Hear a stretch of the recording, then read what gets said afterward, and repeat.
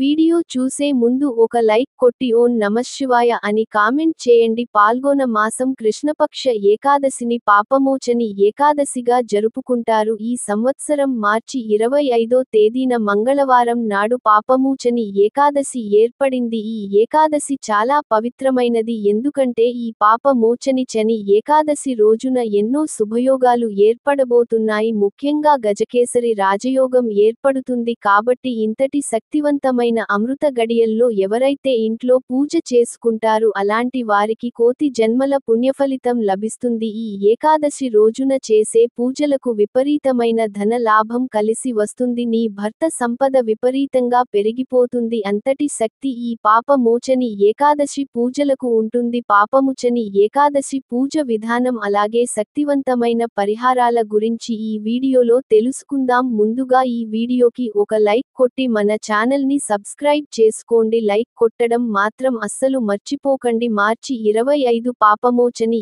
ఏకాదశి నాడు ఆడవారు తెల్లవారుజామునే నిద్ర లేచి ఇల్లంతా శుభ్రం చేసుకుని చక్కగా తలస్నానం చేసి ఇంట్లో దీపారాధన చేసుకోవాలి.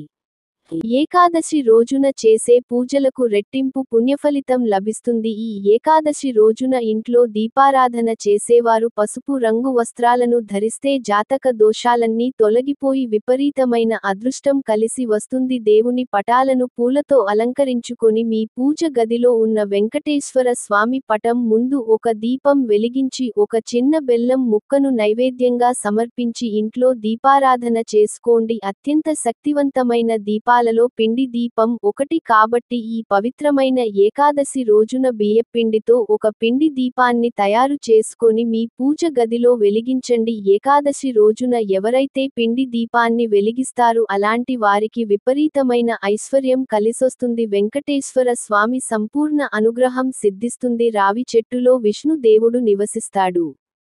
ముఖ్యంగా ఏకాదశి రోజున రావి చెట్టుకు చాలా దైవ శక్తి ఉంటుందట. ఎందుకంటే ఈ పాపమోచని ఏకాదశి రోజున రావి చెట్టులో 22 కోట్ల మంది దేవతలు నివసిస్తారట. కాబట్టి ఈ శక్తివంతమైన ఏకాదశి రోజున ప్రతి ఒక్కరూ రావి చెట్టును ముట్టుకొని రావి చెట్టుకు నమస్కారం చేసుకోండి. ఈ రోజున రావి చెట్టును ముట్టుకుంటే చాలు విపరీతమైన అదృష్టం కలిసి వస్తుంది. అలాగే రావి చెట్టు నీడలో నిలబడిన సరే జాతక దోషాలన్నీ వెంటనే తొలగిపోతాయి. అలాగే ఒక రావి ఆకును ఇంటికి తెచ్చుకొని మీ బీరువాలో పెట్టుకోండి. మీ ఇంటి ఆదాయం రెట్టింపు అవుతుంది. ఇంటి గుమ్మాన్ని లక్ష్మీ స్వరూపంగా భావిస్తారు. కాబట్టి ఈ ఏకాదశి రోజున సాయంత్రం 6 దాటిన తర్వాత ఇంటి గుమ్మం ముందు 2 దీపాలు వెలిగించండి. ఏకాదశి రోజున ఎవరైతే ఇంటి ముందు 2 దీపాలు వెలిగిస్తారో అలాంటి ఇళ్లలోకి వెంటనే లక్ష్మీదేవి అడుగుపెడుతుంది. మీ ఇల్లంతా కనక వర్షంతో నిండిపోతుంది. ముఖ్యంగా ఈ పవిత్రమైన ఏకాదశి రోజున వెంకటేశ్వర స్వామి ఆలయాన్ని ఖచ్చితంగా దర్శించుకోవాలి. ఏకాదశి రోజున విష్ణుదేవుని ఆలయాలను సందర్శిస్తే 1000 ఆవులను దానం చేసినంత పుణ్యఫలితం లభిస్తుందట. అలాగే ఈ ఏకాదశి రోజున ఉపవాసం ఉంటే అనారోగ్య సమస్యలన్నీ తొలగిపోతాయి. అలాగే సంతాన సమస్యలు కూడా తొలగిపోతాయని నమ్మకం. అలాగే గుడిలో ఉన్న ధ్వజస్తంభం దగ్గర ఒక నెయ్యి దీపం వెలిగించి ధ్వజస్తంభానికి 5 ప్రదక్షిణాలు చేస్తే మీ మనసులో ఏది కోరుకున్నా సరే ఆ కోరికలన్నీ ఖచ్చితంగా నెరవేరుతాయి. ఎవరైతే ఆర్థిక సమస్యలతో బాధపడుతున్నారో అలాంటివారు ఈ ఏకాదశి రోజున తప్పకుండా తులసి మొక్కను పూజించండి. తులసి ముందు ఒక దీపం వెలిగించి తులసి మొక్కకు కొన్ని పాలు పోసి తులసి చుట్టూ 5 ప్రదక్షిణాలు చేస్తే డబ్బు కష్టాలన్నీ వెంటనే తీరిపోతాయి. ఈ ఏకాదశి రోజున పొరపాటున కూడా వెల్లుల్లి ఉల్లిపాయ అలాగే మాంసాహారం తినకూడదు. ముఖ్యంగా ఈ ఏకాదశి రోజున సాయంత్రం 6 దాటిన తర్వాత అన్నం కూడా తినకూడదు. ఏకాదశి రోజున పొరపాటున కూడా నా తలకు నూనె రాయకూడదు. ఏకాదశి రోజున తలకు నూనె రాస్తే మన ఆయుష్షు తగ్గిపోతుందని నమ్మకం. అలాగే ఏకాదశి రోజున నలుపు రంగు వస్త్రాలను ధరించకూడదు. విష్ణుదేవునికి ప్రీతికరమైన ఏకాదశి నాడు ఒక శక్తివంతమైన మంత్రాన్ని జపిస్తే మీ జీవితంలో ఉన్న కష్టాలన్నీ వెంటనే తొలగిపోతాయి. ఆ శక్తివంతమైన మంత్రం ఏమిటంటే ఓం నమో భగవతే వాసుదేవాయ. ఈ ఈ మంత్రాన్ని 108 సార్లు జపించండి. విపరీతమైన అదృష్టం కలిసి వచ్చి మీకు ఖచ్చితంగా మంచి రోజులు ప్రారంభమవుతాయి. తులసి దళాలు అంటే విష్ణు దేవునికి ఎంతో ప్రీతికరమైనవి కాబట్టి ఈ పాప మోచని ఏకాదశి రోజున మీ పూజ గదిలో ఉన్న వెంకటేశ్వర స్వామి పటానికి ఒక తులసిమాలను సమర్పించి స్వామివారికి నమస్కారం చేసుకుంటే మీ కుటుంబానికి అఖండ రాజయోగం సిద్ధిస్తుంది.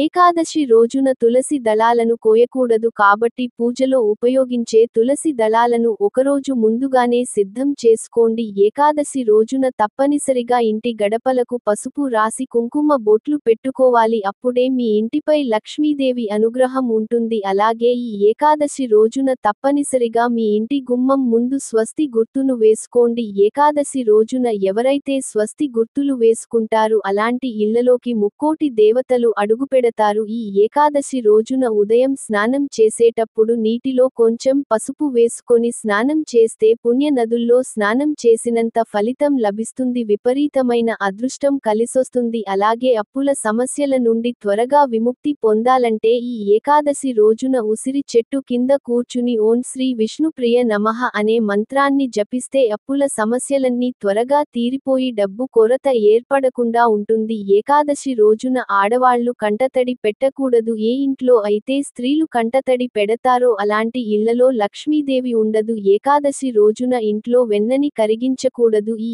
ఏకాదశి రోజున విష్ణు సహస్రనామాలు పఠించడం మంచిది. ఈ వీడియో మీకు నచ్చితే లైక్ చేసి సబ్స్క్రైబ్ చేసుకోండి. మీకున్న ధర్మ సందేహాల గురించి ఓం నమఃశివాయని కామెంట్ చేయండి.